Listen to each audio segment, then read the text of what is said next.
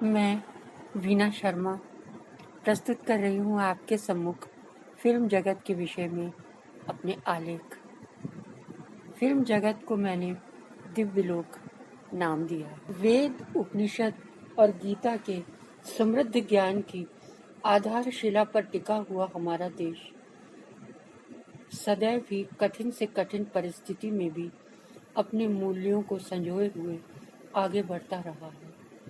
सभ्यता और संस्कृति का आविर्भाव भारत की पावन भूमि पर ही हुआ है। हमारे ऋषि मुनियों और विद्वानों ने सारे संसार में ज्ञान का प्रकाश बिखराया है। सहस्त्रों वर्ष पहले हमारे ऋषि मुनियों ने वर्णन किया था कि पृथ्वी लोक से परे भी लोकों का अस्तित्व है। देवराज इंद्र का दिव्य स्वर्ग लोक है। वहाँ केवल आनंद है, जहाँ देवताओं का वास है, लक्ष्मी का निवास है और सरस्वती की वीणा का गूंजता हुआ अलौकिक संगीत है। और ये आकाश की ऐसी ऊंचाइयों पर बसा हुआ है जहाँ कोई भी मानव सशरीर प्रवेश नहीं कर सकता। आत्मा को इसमें प्रवेश पाने के लिए आवश्यकता है जीवन भर सत्कर्म करते रहने की। सागर की गहराइयों में बसा हुआ है तक्षक राज का जगमगाता हुआ पाताल लोक, जहाँ बहुमूल्य रत्नों और मणियों का भंडार है। ऋषि मुनियों की ये मात्र कल्पना थी या सत्य, यह निश्चय तो आज तक नहीं हो सका, किंतु कदाचित उन महान विभूतियों ने ऐसी शक्ति थी उनके शब्दों में कि पृथ्वी लोक में ही एक ऐसे दिव्य लोक की रचना हो गई जिसमें स्वर्ग लोक और पाताल लोक के समस्त गुणों का समावेश है। वो है हमारा फिल्म जगत, जहाँ कला है, संस्कृति है, संगीत है, वैभव है और दैवीय गुणों का भंडार है। ये एक विशाल परिवार है, बल्कि ये कहना अधिक उचित होगा कि भारतीय फिल्म जगत एक ऐसा विराट सागर है जिसने समाज को इतना अमृत दिया है कि आने वाले किसी भी युग में जब सागर मंथन होगा तो केवल अमृत मिलेगा, विष नहीं। अतीत को वर्तमान से जोड़कर समय को एक उज्जवल भविष्य की ओर अग्रसर कर देना ही तो धर्म है बुद्धिजीवियों का, और इस धर्म को पूरी निष्ठा से निभाया है फिल्मकारों ने। हम पढ़कर या सुनकर किसी भी चरित्र या घटना से उतने प्रभावित नहीं हो पाते जितना उसे सजीव देखकर हो जाते हैं, और ये सहज ही मानवीय है। हमें बेशक लगे कि वो शीघ्र ही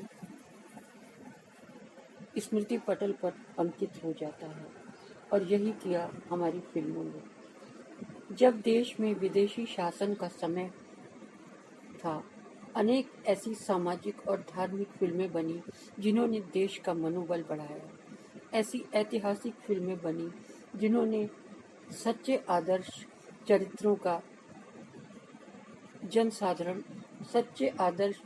को जनसाधारण तक पहुंचाया। कुचली हुई आत्मा को जगाना था और खोया हुआ आत्मविश्वास वापस लाना था।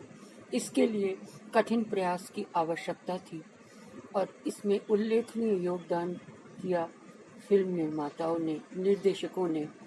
और आज स्वतंत्रता संग्राम में ही नहीं, देश में जब भी कोई संकट आया, चाहे वो प्राकृतिक विपदा हो या शत्रुओं का आक्रमण, उससे जूझने को फिल्मकार आगे आए। हर तरह से तन मन धन से भरपूर सहायता की। आरंभ से चली आ रही ये स्थिति आज भी है। यद्यपि उसका स्वरूप बहुत बदल गया है, किंतु सहृदयता, विशाल हृदयता वैसी ही है। सुरक्षा प्रहरियों के मध्य चलने वाले कलाकार, निर्माता अपने सामाजिक दायित्व के प्रति पूरी तरह जागरूक हैं। किंतु एक समय था जब कोई फिल्म वाला अपने संबंधियों और प्रतिवेशियों के लिए स्वयं एक सुरक्षा कवच के ही समान था। पड़ोस हो या गांव, ऐसा नहीं हो सकता था कि किसी बच्चे की पढ़ाई रुक जाए या किसी की बेटी की शादी ना हो सके। भाग्यवश मैंने ऐसे ही परिवेश में आंखें खोली। बचपन से ही यही देखा।